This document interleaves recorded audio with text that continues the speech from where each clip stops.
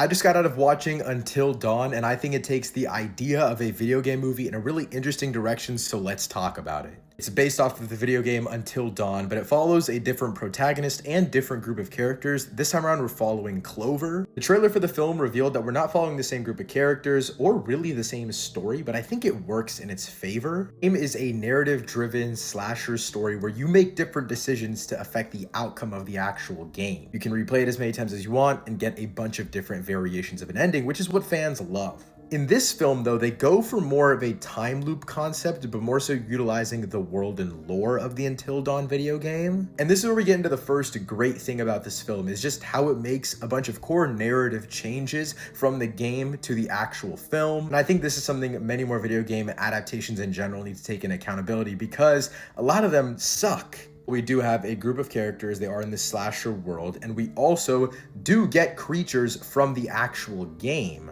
but it's all executed in a much different manner. There's much more depth to all of our characters. There's actual thematic substance here, which I feel like a lot of video game adaptations lack. But as for this just being a video game adaptation, they take amazing parts of the lore. Like, this is stuff in the video game, and then that's stuff that's in the actual movie. These top two things aren't related at all, by the way. This is a killer, that's just a creature. But they're able to translate different things in different ways while trying to be as faithful as possible, while actually giving a good narrative. On a movie-specific side, Ella Rubin plays Clover, and I think she's absolutely great. She's not necessarily a final girl, but really the lead girl. I think she's phenomenal. As for the group themselves, I think they all have chemistry, but it definitely could have been a little bit better. Like, it does come off as very cliche group of friends going into a cabin. And the creatures slash actual horror aspect of this movie, it's mostly all based in jump scares, which is where the biggest pitfall of this movie comes. I still think it's really fun. It's David Sandberg's bread and butter. Going off of some of the horror moments in films like Shazam or other like Annabelle, other horror projects that David F. Sandberg has worked on,